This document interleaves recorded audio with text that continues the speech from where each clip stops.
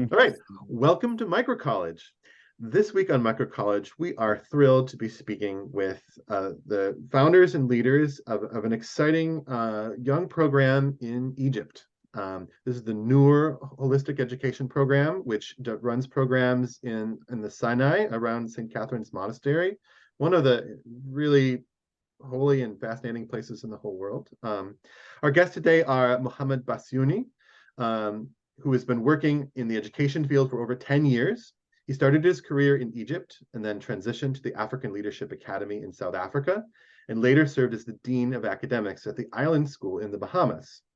Bassyouny has also been involved with education work in Algeria, Rwanda, Japan, Brazil, the United Kingdom, and the US, and has recently returned to Egypt to start Nour. He also serves as the Dean of Students at Manara, a new boarding school in Egypt. So thank you for joining us, Mohammed. Bass. Thank you. Thank you, Jacob. Our other guest today is a person I'm really excited to be speaking with, this is Ahmed Yehia, who has spent some time here in Viroqua, has family who lives here in Wisconsin, and has spent some time at the Youth Initiative High School, where I was a student and also a teacher at the same time. And Ahmed graduated with a bachelor's in political science from the American University in Cairo. His travels post-graduation introduced him to different worlds and opened his eyes to alternative ways of education. And I should mention, Ahmed, in addition to spending time here at Waldorf High School in Wisconsin, also spent some time at a Danish folk high school, which is another thread that we've been following here on the podcast. In engaging in the field of non-formal education, Ahmed has worn many hats: student, observer, facilitator, curriculum designer, which has given him a range of perspectives on how empowering and playful learning can be. This quest led him to the Meshka Martial Arts School in Egypt. He joined the 3-year full-time program where he learned different traditional Chinese martial arts and medicine. A new connection was created instantly between martial arts and alternative education. Being a student in a traditional martial arts school has deepened his personal understanding of learning, specifically learning using the body. So thank you for joining us, Ahmed. Thank you, Jacob. I'm happy to be here and excited to be with you and talk. Yeah. So folks who've listened to the podcast will know that we like to ground our conversations in people's biographies. We heard a little bit about your biographies, but I'd like to ask each of you to think back to the period when you were 18 to 21 years old, and think about the people that were in your life at that time, the places where you were, the things that you were doing, and just could you share some reflections about what was important to you during those periods, during that period of your life, and how that might shape what you've gone on to do since then? Bass, you want to start? Sure. Well, first, just let me say thank you for hosting us, and thank you for taking time to have a conversation. I was telling Ahmed, it's always amazing to have conversations with people who have a passion, regardless of where this passion is. So thank you for making time for this. I guess to your question, when I'm between 18 and 21, I was teaching. Funny enough, I was teaching when I started teaching earlier. So 18, definitely I was teaching. And I think that the two major things that were happening in my life between 18 and 21 were teaching, well, obviously also studying, but aside from studying, it was teaching and training. I'm a student of martial arts. So these two, and this was a really kind of transitional period and a pivotal period in my life with martial arts. I transitioned from many forms of martial arts to the one that I'm currently doing, which is capoeira. And so this was a really interesting, well, interesting is a bad word. So really, it changed a lot of me. It changed my view on martial arts in general and my approach to it and my relationship with it. So that's kind of from the physical piece, and from the practice piece in a career of education. I was teaching then. I was teaching by this time. I was teaching for a long time the GCSEs curriculum. I was a private tutor, and then I transitioned to IB curriculum. where I was teaching still physics and mathematics. Yeah, tutoring is how I started my journey in this field. Cool. Yeah, I think something that stands out about martial arts, both of you mentioned, martial arts in your biographies as being important. Like, is the kind of the student teacher relationship there is heightened in a way versus some other forms of teaching, perhaps. Were there people like that were key like figures in your life as you kind of got into those into martial arts and those things that you were learning? Yeah. The relationship with your teacher is extremely important in martial arts, and it plays a central role in your development and in your understanding. And it has a lot of I think of martial arts, when you were talking about my biography just now, you were mentioning some of the countries that work in education that I've done there, namely Brazil, is purely on martial arts. I find martial arts, and I'm going to talk about capoeira to be more specific. Ahmed can talk about the more Chinese side of it. They have a really well structured, naturally structured education system that allows everyone that goes into it to learn something and learn it well, and learn it from a holistic perspective, and not only from and that's again martial arts who are rooted in traditions, who are rooted in ancestral practices. So the relationship with your teacher is extremely important because it is a symbol of a higher relationship. It is not that's something common I find in many martial arts. It is the relationship with your teacher is extremely important, but part of your honoring this relationship is you're honoring a higher relationship and an ecosystem of relationships. And also in the negative sense, disrespecting this relationship says more than just disrespecting your teacher as a person. There is something here. So yeah, I don't know if this answers your question, but yeah, I think we'll clearly go into that a bit more. Important theme. Maybe Ahmed, before we get too far from this, talk about your 18 to 21-year-old period of life. What stands out from that period for you? Well, Bassy has opened a lot of interesting thoughts and provoking ideas. But going back to 18 to 21 years old, I was entering I was in my first years of university, I guess, and unlike Bassy, I hadn't started any career in education. I wasn't even thinking about it at all, actually. But I guess what would stand out for me in this period is in 2011. And it was not a teacher in a form of a human being, but it was a revolution. And for me, this point was pivotal, and it changed me in a big way, and then on so many different layers. That up until now, I keep thinking of how things kept unfolding since that moment, or since 2011. There are many direct ways, and there are more subtle ways that we can speak about, or I can reflect on up until today. But if we're talking about these years specifically, definitely 2011 and the revolution was a major impact on my personal life and my personal understanding of education, learning, engagement in general. And yeah. How old were you in 2011? I guess I was 20 years, 19, 20, around this age. Yeah. I'd love to go into that a bit more. Like, what were some of the lessons that you learned, or what was some of and also maybe could you share a key moment or a particular experience that would encapsulate what that event meant for you? Oh, yeah, it's we don't speak a lot about 2011 now, but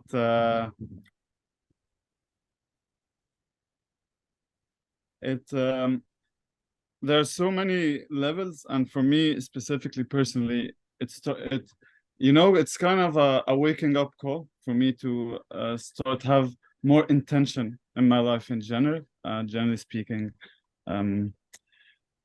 It made me go deeper, I guess, into what I am doing and what I want to do, and what's my relationship with my country and my friends, and what kind of engagement I do with them. And it opened up a whole new chapter for me. Yeah, I guess it got me just personally deeper with what I'm doing, what I'm seeking, and what's my purpose. Yeah, and so many subtleties as well came out after 2011. Just in your friends, who are your friends?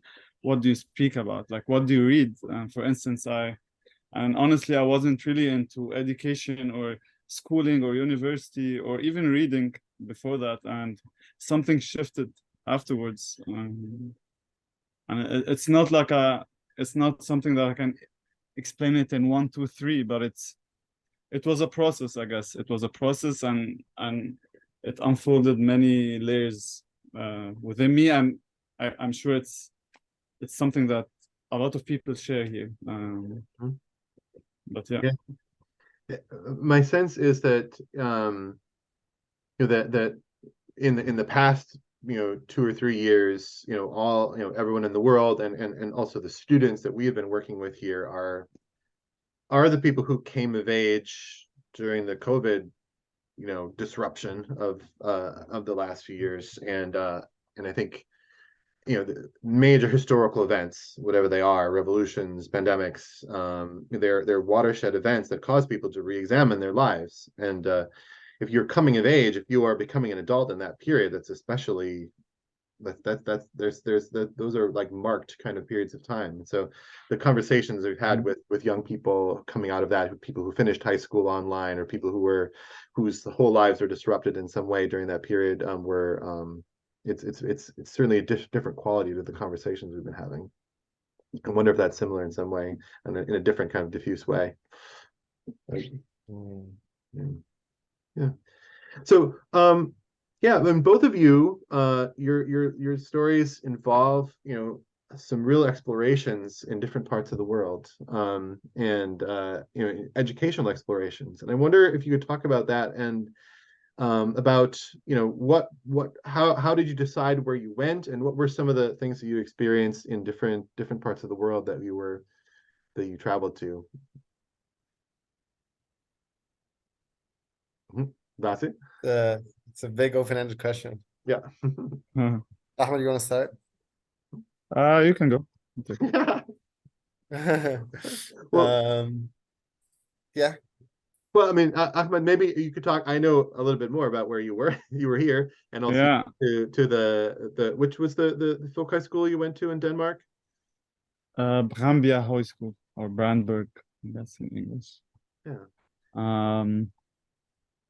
So yeah, if okay, I guess I'm starting. So actually, going to Denmark was my first eye-opening to the world of education, and this was around, I guess, 2014.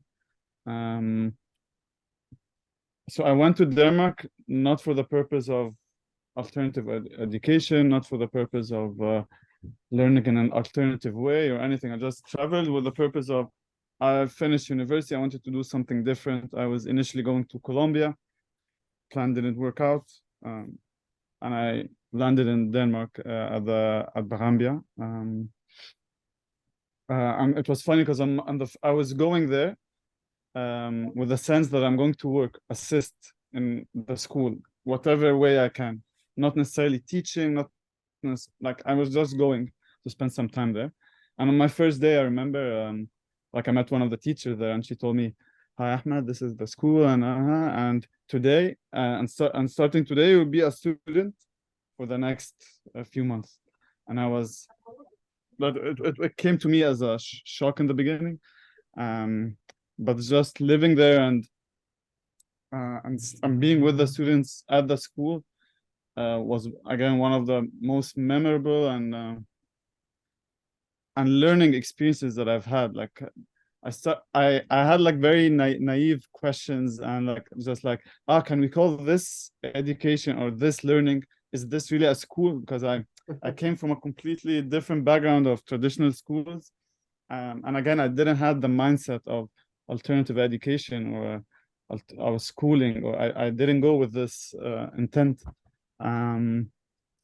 So yeah, I guess if you're asking me what specifically about Denmark, I feel it was more about how we lived together, how students and teachers shared the responsibility of the school, whether it's cleaning, whether it's cooking, the kind of classes we took, the kind of discussions we had, just living in nature. The school was in the middle of the forest. The nearest town was 20 minutes by bike. And the friendships and connections you made were very intense. It was a very intense experience, I must say. Yeah, and then like from there, I started asking, oh, interesting.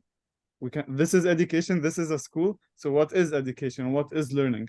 And kind of the distinction between learning and school started to appear very from afar. And yeah, and I was intrigued. I was very excited. And going back to Egypt, I had this eye of what is education, and started engaging with civil society and NGOs in the educational field, alternatively.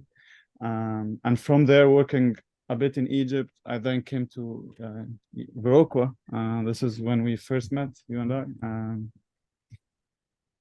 And yeah, but this time, the difference was, like, this time I knew what I was doing, kind of, in a sense. I wanted to document an alternative school, like whole system, like pedagogy, admissions, everything. And I was very grateful coming to Youth Initiative and meeting you and meeting all other teachers there. You were all very open, and you made the experience much more smoother, and by allowing me to enter the classes, the meetings, faculty meetings, whether it's curriculum, whether it's finance. Yeah, and from there it kept going. And Morocco, I can speak also a lot about the place, but I guess you're here, so you can do much better than what I'll do. I should mention for people listening who are curious in the experience that Ahmed's describing, the teaching internship position that he participated in at the Youth Initiative High School is something that continues, and actually now is affiliated with Thoreau College. This coming year, we'll have a couple of teaching fellows who are teaching at Youth Initiative, living within the context of Thoreau College, and so that's one of the programs really that we are offering for people who are interested in being teachers. So that's great. Bassyouny, so you spent time at the island school, was a semester school in the Bahamas. Also, I know a little bit about it, and another interesting, very distinctive place. And yeah, I wonder, what you may have took from that, or and other experiences you might have had, coming out of teaching the GSEs and IB courses. So there's something very, there's preparing people for taking tests, a very formal curriculum. So these are different sorts of educational experiences. Correct. And I think the transition was smoothened by ALA. So ALA, the African Leadership Academy in South Africa. It kind of plays this transitional role. When I think of my, career, I think of these two major steps, ALA, Island School, but there's a lot also that happened in between.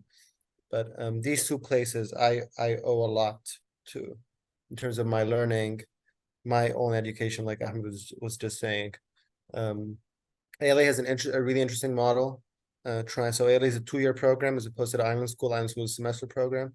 ALA is a 2-year program. It takes exceptional students from around the continent, the African continent, and they go through 2 parallel programs. One that is the GCSEs, and another homegrown curriculum.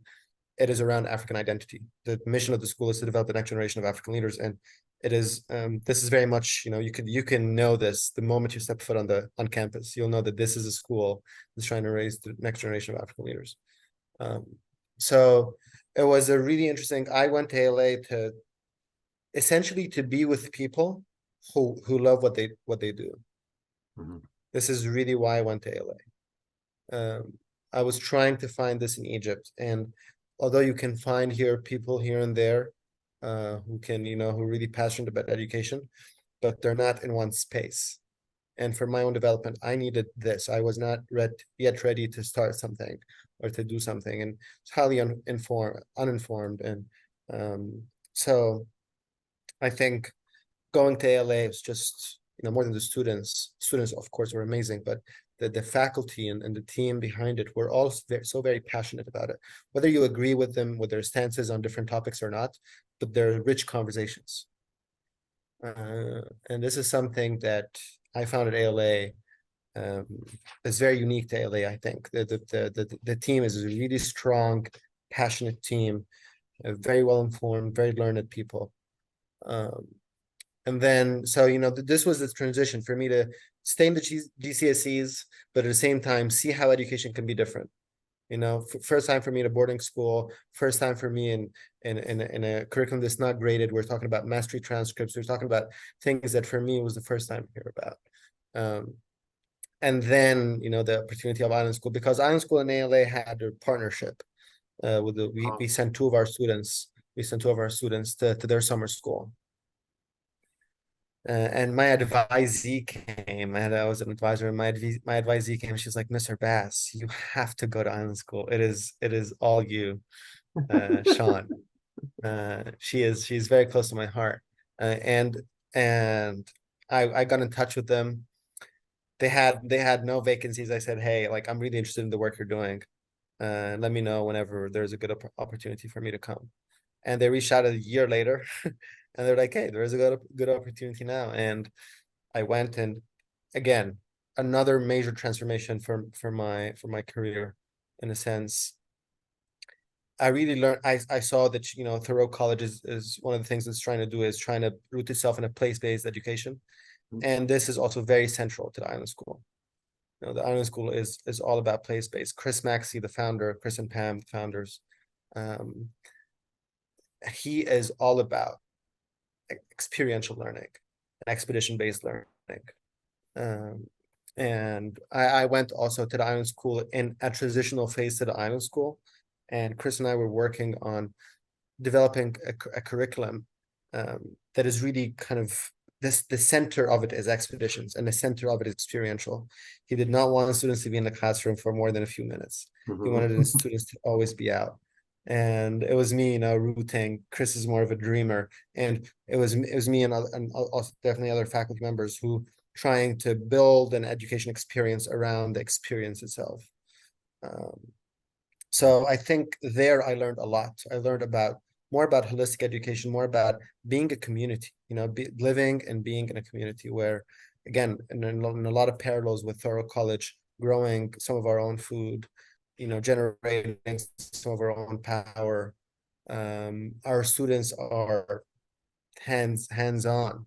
I wouldn't say so much as Thoreau College. They're not super involved in kind of organizationally and strategically the development of the school, but they're they're working with their hands, and this is something that I haven't seen anywhere else. Like students are.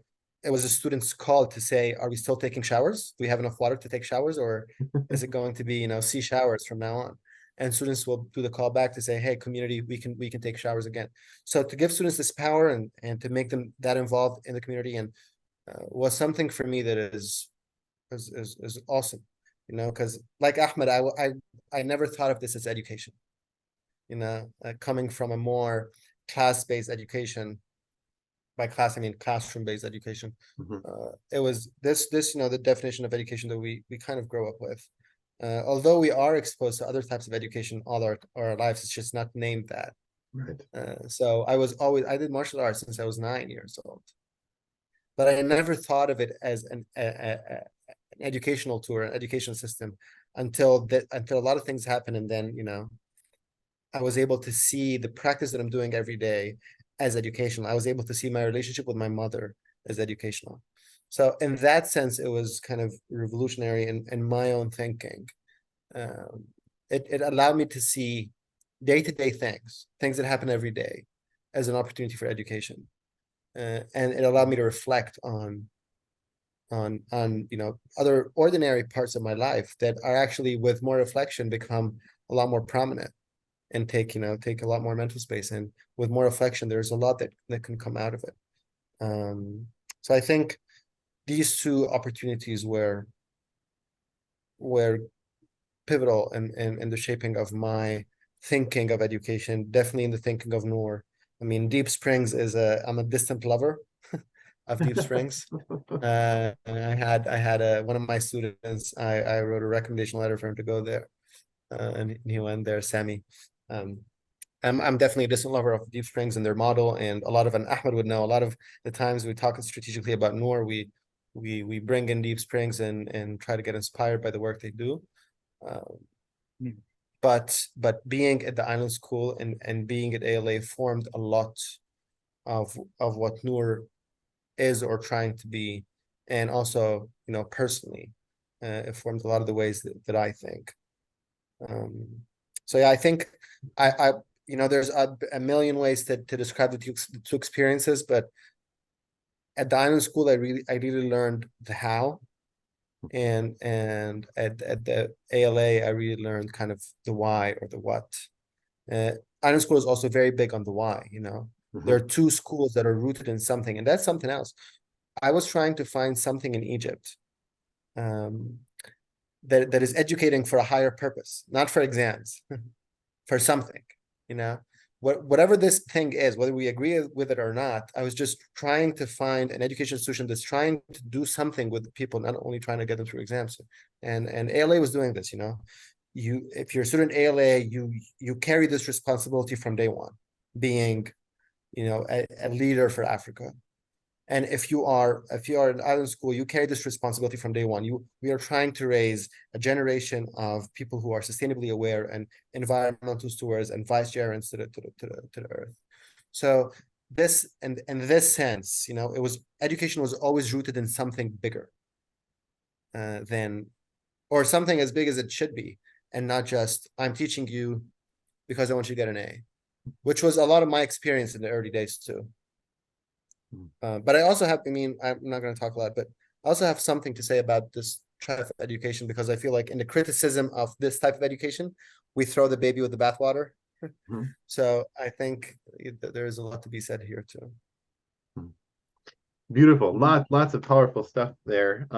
Yeah, thank you for that. I think I'm struck by your description of an awareness of everything in life, everything that you're doing as education. And that, I think the holistic education that you're developing there, and the Deep Springs models that we're doing here is really, that's a core concept that inspires me for sure. Is everything that happens in an organization, whether it's fundraising or washing the dishes or or working through conflicts, these are all really rich educational opportunities, and they are wasted in most forms of education by outsourcing them, hiring someone else to do them, not involving students in these kind of real nuts and bolts of life that are happening. They're necessary to run an organization or to maintain a facility or to feed people.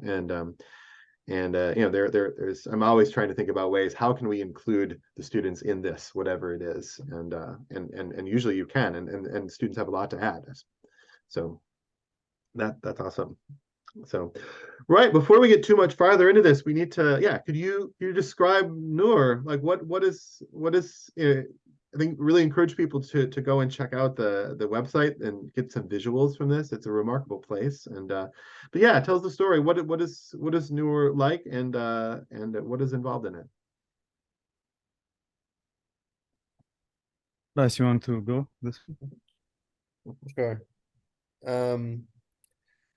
So Nour is we are it's always very hard to describe Nour. So Nour, I think, it's a place that's trying to revive an approach to holistic education, essentially.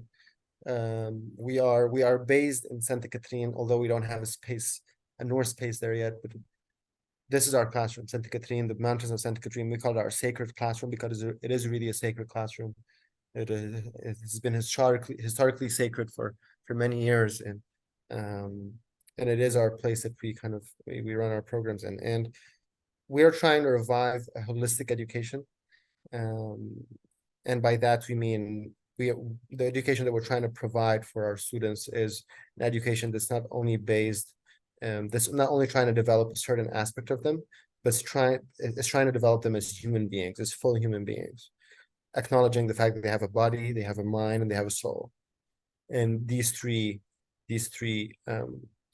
parts, or these three aspects of the human being, they need attention. They need different attention. We don't claim to give spiritual education, but we hope that through the education of the body that we give, and through the education of the mind that we give, that they can work, that we leave space and we create an environment where they can grow spiritually. This is something that we hope for, and we design for. We don't necessarily teach or preach spiritual education. We're not prepared for it, and we're definitely not the people to do it. I think as I was just talking about my experience at Island School and ALA, and they've been in a lot of ways forming a lot of Nour. But I think specific things that are not in these institutions, or specific things that are unique to Nour, is a relationship not only to the land and place, but to the people there. Our faculty are Bedouin. All Nour faculty are Bedouin people. We take our students, we create the experience, we facilitate the experience, but the people we take our students to talk with, to learn from, are the Bedouin people. And the idea of tradition is central to our approach. Can you hear me well? Yep.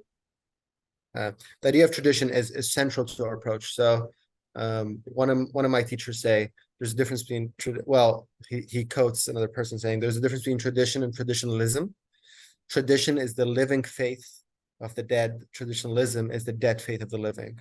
And that's a famous quotation, and I just don't know, I can't remember who said it. But this is really what Nour is about. We are trying in our best to revive not a tradition, but the idea of traditional learning. And that's why, and Ahmed can talk a lot more about Qigong, and everything that we're trying to do here is we are trying to raise generation. This is in Egypt.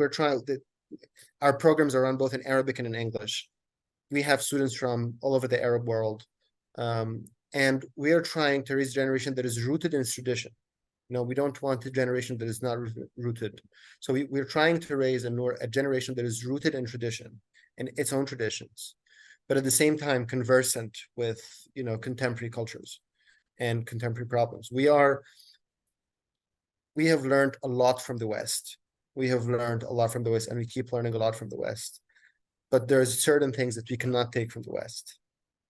We have to stay true to our identity, and to our reasoning, and to our thinking. And this is something we try to shed light on in Nour.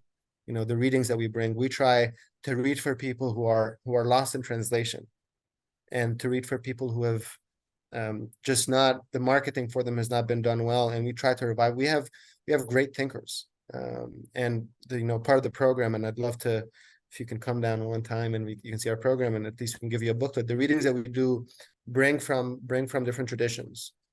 Again, we're not focused on one tradition, right? We teach students readings, or we provide readings from the Islamic tradition, from the Jewish tradition, from the Christian tradition, from the Buddhist tradition, and also from the Bedouin tradition, and from other Eastern traditions and Western traditions. So, and the idea is we want our students to understand what's happening, to be able to speak, and to be able to, engage in an intellectual discourse on the contemporary problems, but not go in this discourse without a rooting, because that can make them drift away.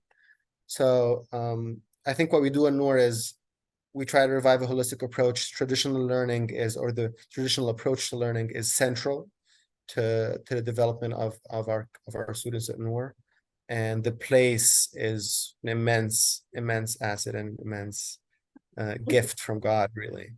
I really like this needs to be underlined in everyone who hears about this. I mean, what you were doing there, you talk about grounding what you're doing in tradition, and I mean, you were doing this program, you could say, at the literal birthplace of the whole Abrahamic civilization, right? I mean, the sacred classroom, I mean, there is no more sacred space in the whole world really than that place. I mean, it's pretty just hearing about this being manifested in that place with the Bedouin people of that place is just totally mind-blowing to me.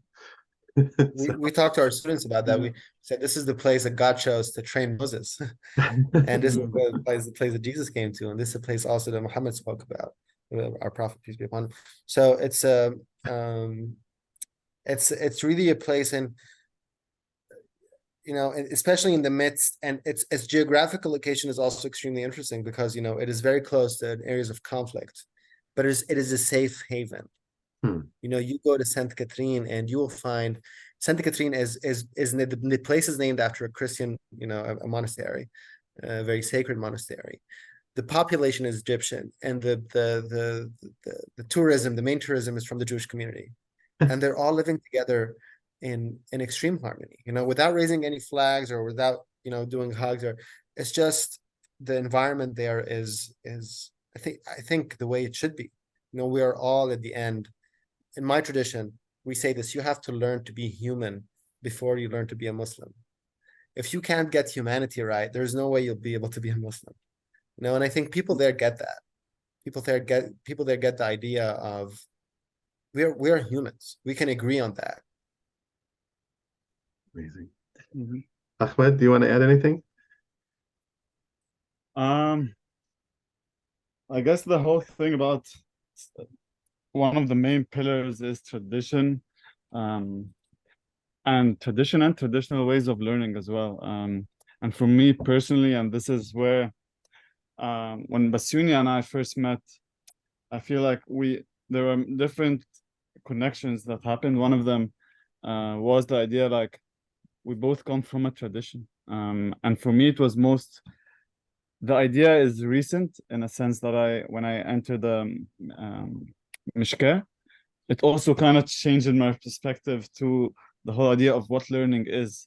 And I was coming from a background of working for years in alternative education, and like the idea of it's a facilitator, not a teacher, and it's not about the knowledge, it's about the process. And there's and all these, I don't want to say stereotypes about alternative education, but all these big words it's kind of being said.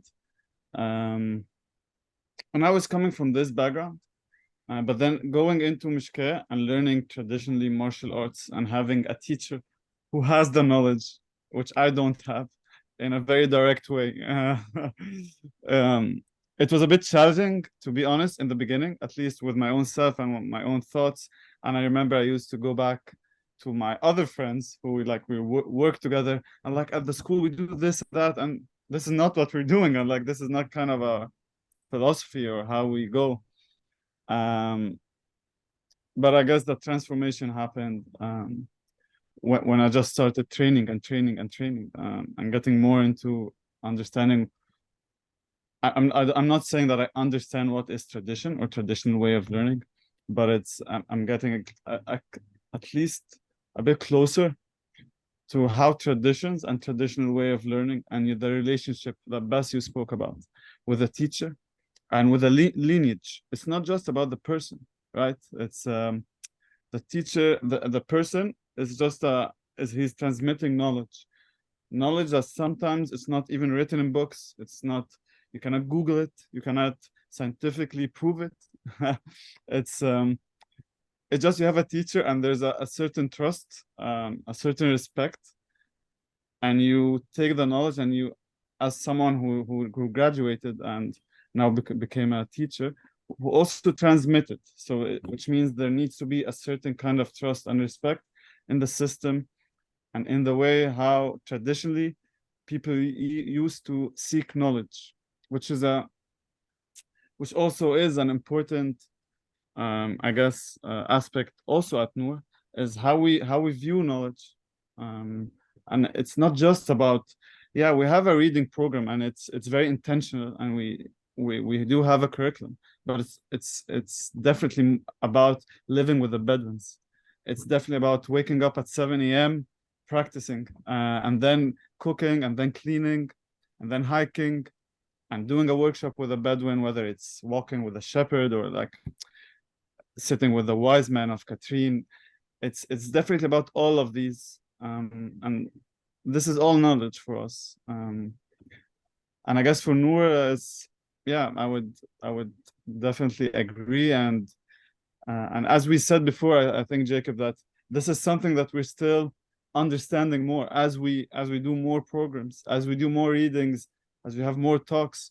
It's something that we're still understanding, and it's very interesting how things are unfolding between the three of us, because Bassyouny, myself, and Alaa, we keep having discussions about what do we mean by tradition. You know, are we holders of a specific kind of tradition or what? And yeah, and it took us to many places.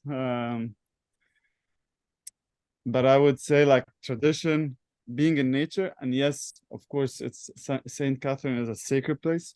But also there's a quality of living when you live in the mountains.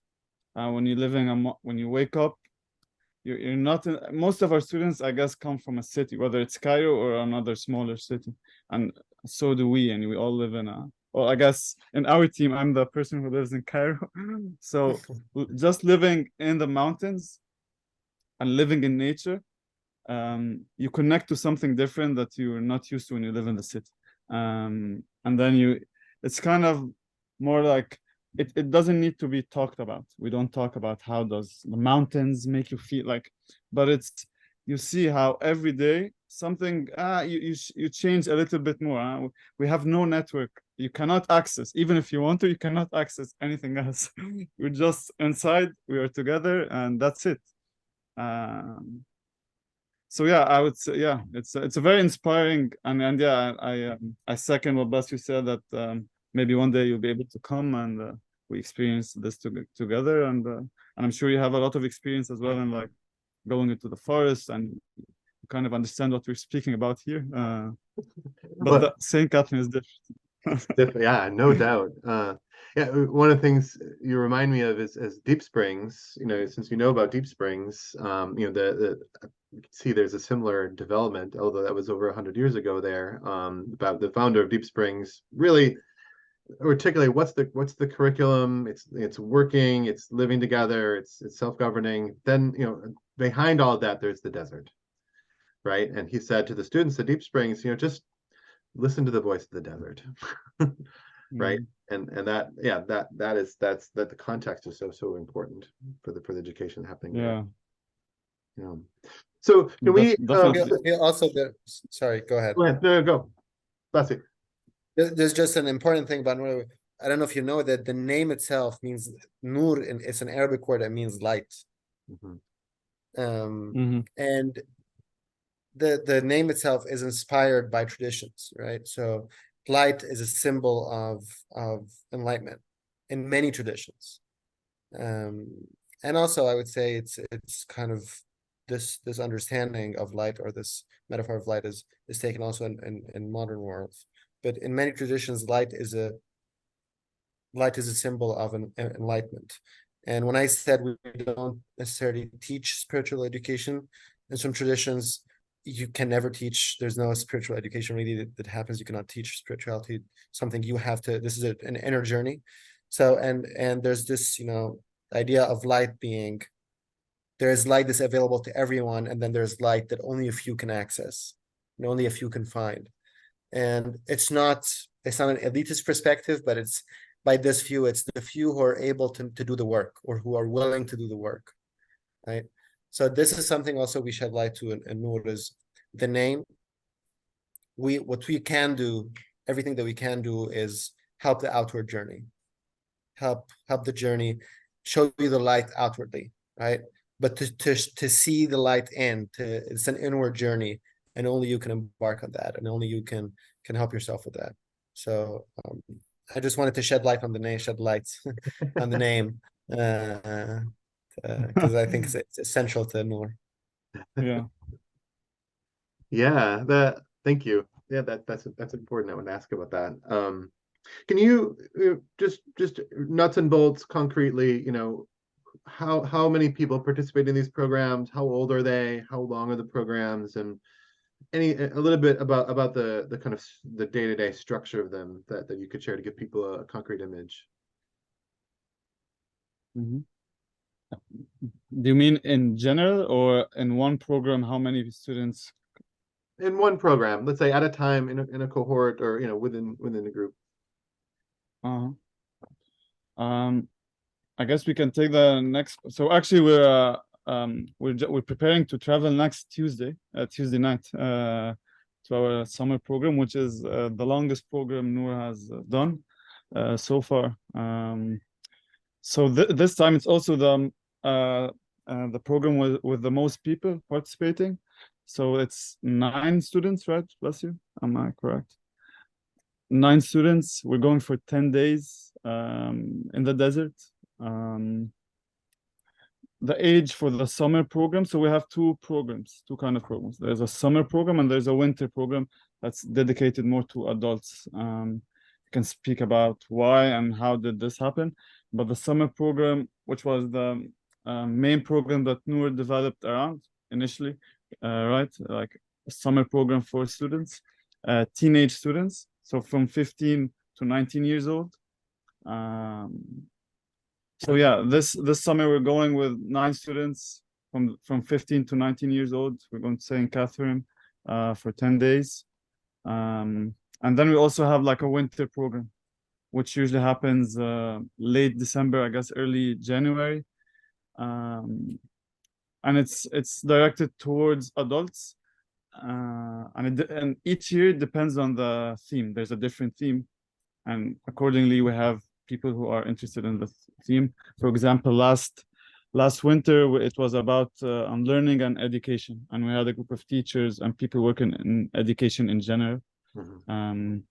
Winter programs are usually shorter in period, at least for now, just for the sake of logistics and people working and stuff. Yeah, did I forget anything, Bassi? No. We haven't talked, Jacob. I know you're also the idea of micro colleges. So I don't know what's the definition of micro, but we're definitely small and we want to be small. Yeah, so I think there are things about a desert environment. I mean, this is part of the Deep Spring story as well. The number of students, the size of that community is specific to that environment, right? You really shouldn't have more than, the number of people they have there in the valley, which is, about 25 students and, about 40 or so people total. And I imagine that's true there as well. So you described the Bedouin, as the faculty, right? Can you talk about that collaboration and how these programs designed and what's it like to work together with people from, who are living in the desert and have that kind of context? Yeah. So first of all, this started as a personal relationship, right? So I went to St. Catherine since, I don't know, more than 10 years. In a lot of ways, the founder of Nour. He helped put a lot of things in Nour together. So I always also talk about this, is Nour was not only founded by people outside of the mountains. It was very much also founded by people from the mountains, from the Bedouin community. And he introduced me to different people because there's this, and he always says this. There's a certain type of tourism that the mountain attracts. The beach has its magic, but for you to go to the mountain, you're not really going for you're going to work. Even if you want to hike, you're going to work. So there's just this brings certain type of, even the tourism, the types of tourists that go there. So I was going there and I was very curious just about the culture there and how are they living and all this. And it was it was a relationship that started, small, and it developed slowly over time. And then we got introduced to, Ahmed was just talking about Hakim Katrin, the wise man of the mountains, or the wise man of Katrin. People there call him the wise man or doctor. He's a doctor by Hakim is an interesting Arabic word. It doesn't really have an accurate translation in English, but it means doctor. It can one sense of it means doctor, and one sense of it means wise man. Medicine. So this is a person who our students go to. Sorry? Well, there's a concept, phrase that's associated with Native American cultures of the medicine man, right? Which is doctor, medicine, not only in a physical, biological sense, but also in a spiritual sense, and and an elder, Yeah. wise man, wise woman. Yeah. Correct. Yeah. So talking about men and women. So we go to Dr. Ahmed and our students just talk with him. And it's really hard to guide the conversation beforehand or to kind of preface the conversation with Dr. Ahmed because he has a lot in him. And you just can't limit that or you can't direct that. You want students to direct this conversation. And some of the things that we keep refining is how can we help our students learn in this way, right? To a lady, Musad, which is again a mountain lady, a wise mountain lady, who's just left the city of Santa Catherine, which is nothing like the city you'd imagine. It's very, it's literally surrounded by mountains. Very small population, and she left the city out of love and out of duty. I think she would describe these stories out of love and out of duty to the mountains. And she said, if you ask her, why did you leave the city and go live in the mountains 25 years ago? And this is an old lady. I'm talking about something, I don't know, maybe she's 80 something now. And she's still growing her own food. She's living alone, growing her own food, taking care of her own sheep, building houses. Building her own, yeah. She is very old and she has this energy. And if you tell her,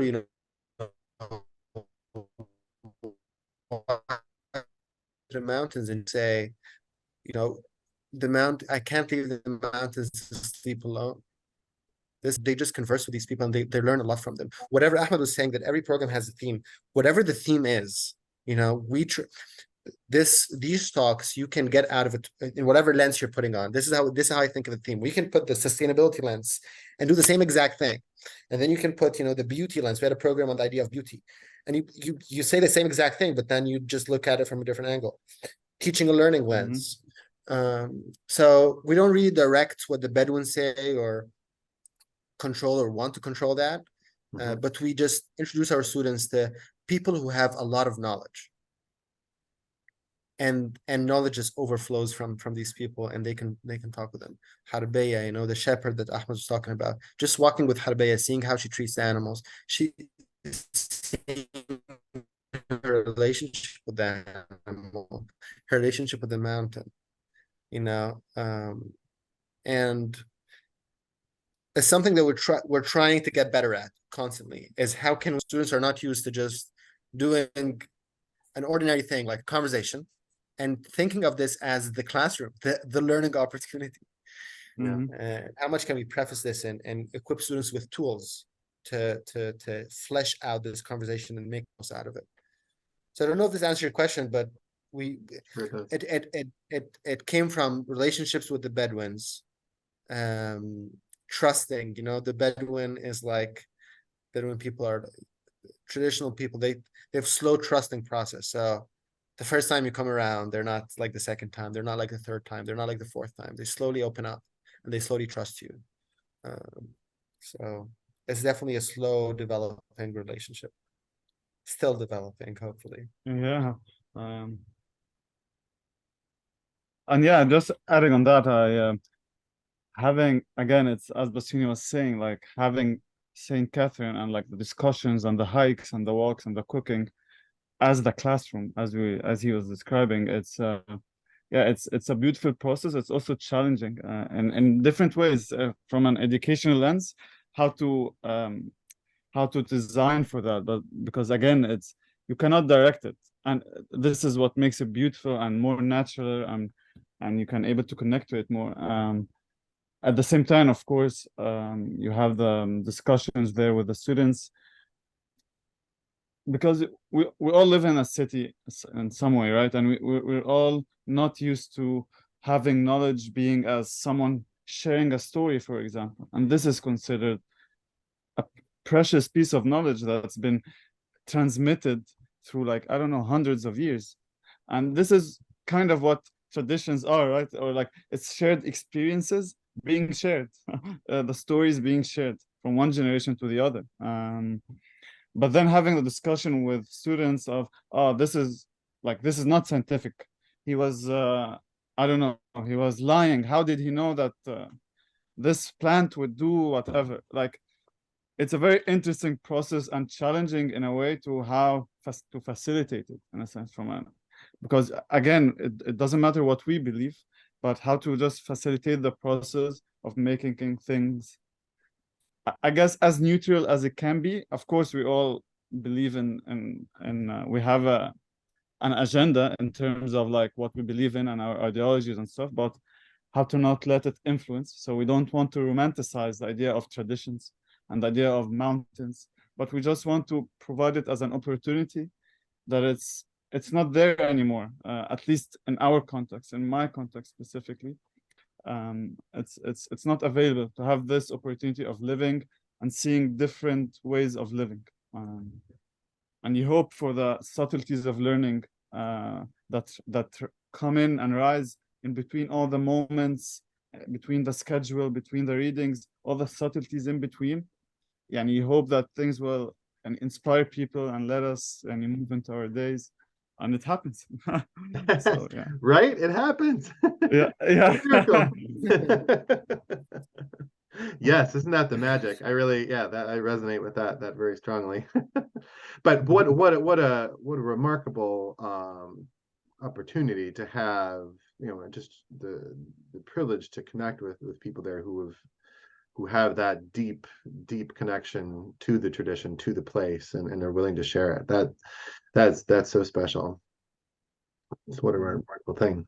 Yeah. So one of the sorry to add one thing super quick, is one of the things that the Hakim that shares always, and I find this super interesting, is he says, I'm there, I'm in the mountains, and I have tried to teach students, and I'm looking for students, but I can't find any. And this is a really different approach, and you will find this also in martial arts. We're talking about martial arts. Yeah. The idea of studentship, the idea of being a student. It is not easy to be a student, and we talk about this also with our students. Is a student is not something that it's not a label that you get. It's a label that you have to work for. Traditionally, it's a label that you have to work for. Even in martial arts, everyone can come. Everyone can come and do a class, or can come and do something. Like Ahmed teaches Qigong. I can join a Qigong class, but that doesn't mean I'm a Qigong student. That is a category that I have to work for, and I have to show seriousness, and I have to show commitment. And so this always fascinates me about how many people would love to be with Dr. Ahmed in the mountains. Millions. But how many people can do the work? And this comes to the inner journey that I was talking about. And Eva Brand, Eva Brand is an excellent Catholic writer. And I say Catholic because she belongs from this tradition, and she says everyone wants to change the world, but no one wants to do the work. And I find this true in many things.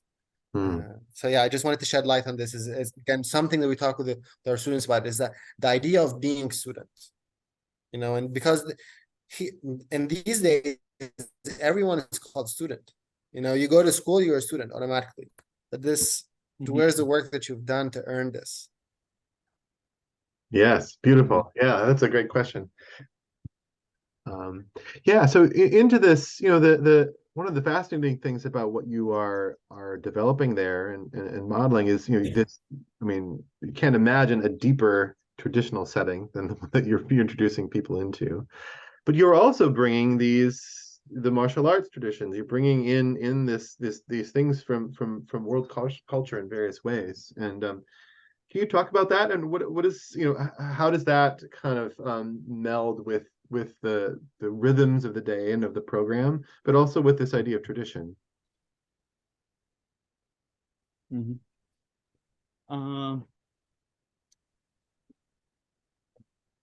Well, I guess at the end of the day, it really goes back to why are we doing what we're doing, right? I think to cut it short, it's because again, knowledge is one, right? If you believe, and there's a core belief at Nour is like knowledge is one. If you're seeking knowledge, it doesn't matter if you're doing qigong, it doesn't matter if you're going to the church, or it doesn't matter if you're praying in the mosque. It doesn't matter what tradition you're doing. It doesn't matter if you're a teacher or if you're a scientist, or it really doesn't matter, because the path eventually is one. In the sense of what? In the sense of what we're just speaking about, like to be able to do the work. And one of the things that I love about martial arts, and what has influenced me dramatically, is the idea of work, is the idea of gong fu. And there's a misconception of the term gong fu. It is usually related to hitting or martial arts, but gong fu in Chinese, it refers to gong is a word and fu, so it refers to work, effort, and time. So it has nothing to do with martial arts. It is applied in martial arts, because to be able to nourish and refine your skill, martial art as well, because it's an art at the end of the day, you need to have your gong fu. In China, you can have if you just go to a person and say, I'm doing a gong fu, it doesn't really mean a thing, because what's your gong fu in? You can be a baker, you can be a photographer, a painter, right? But the main thing underlined is the effort and time you put in a skill to refine it. So I love this concept, and it's taking me years to fully understand it and implement it into my life. I'm lucky to be able to have my teacher, Taha Hassouna at Mishkaya, and to have a place as Mishkaya in Cairo, which is very random to have it here, like a martial arts school, a full-time martial arts school. But I'm lucky to have this place, because it teaches you, again, not always in a direct way. It's very challenging sometimes. Yeah, I totally agree with a concept, or I totally feel in line with something, and sometimes not. But I mean, the whole process of trusting into the tradition, trusting into the process, is actually what makes the whole learning experience valuable, I guess. So I don't know if I'm answering your question or not, but going back to Nour, bringing, for example, martial arts, or specifically Qigong, my specific lineage in Qigong, and it's taught in a traditional way, and so we teach it at Nour in a traditional way. Part of it is understanding. It's part of understanding what is traditions, and again, we are still playing with this idea and still understanding it. And part of it is understanding traditional way of learning. Like, there is a teacher, there is something introduced to you, physical, and there is the experience itself. So what I love about martial arts is there's a lot of philosophy, right? Like Bruce Lee, be like water, my friend. And it's a very famous quote, but it has a lot of meaning.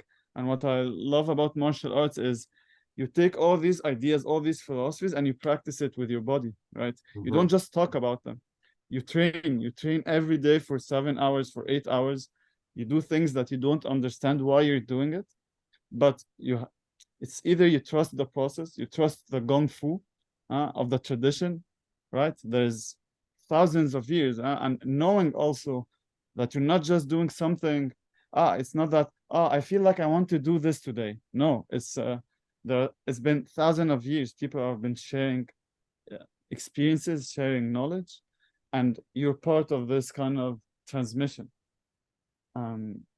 So to feel like doing Qigong in Egypt and Santa Catherine or St. Catherine, like, why are you doing it? Well, because it for me and for us, and I hope for our students as well, because it makes you understand that learning traditionally is something that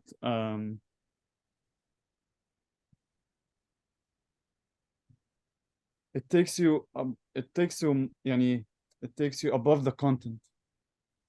if this makes sense. It takes you, it's not, yes, of course we learn something, content, but it's about the process. It's about how we do it.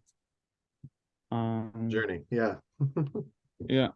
Yeah. I don't know if this answers your question, but please ask me if it doesn't, or Bassyou if I.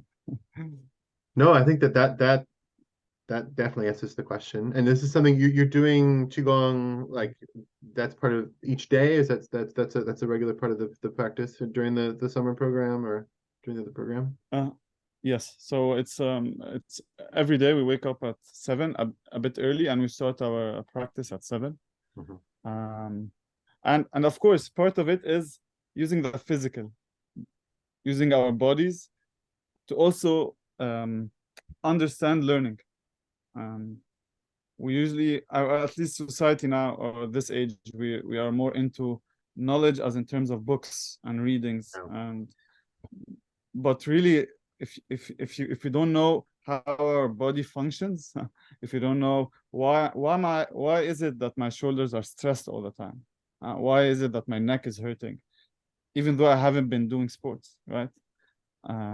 So there are very interesting questions that will make you reflect about your whole being again, right? It's a holistic approach.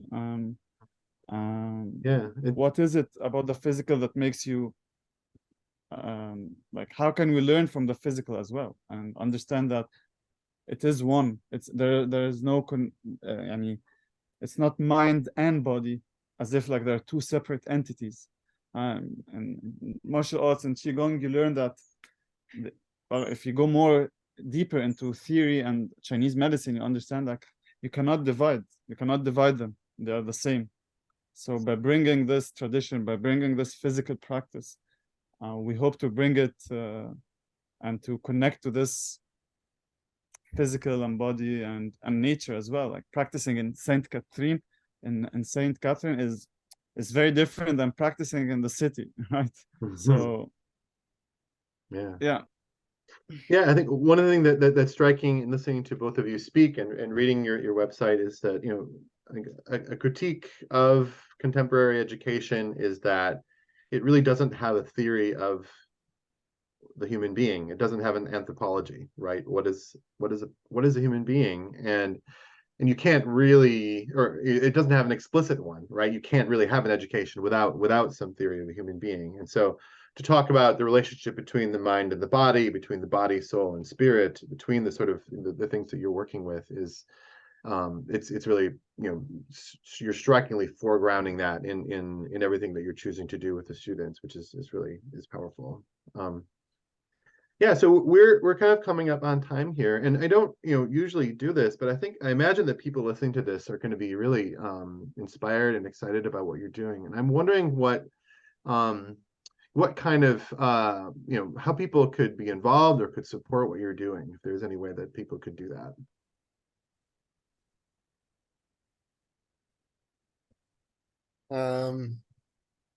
I think the biggest support that we can get, and it's from everyone really, and I mean this truly is send us love, send us light.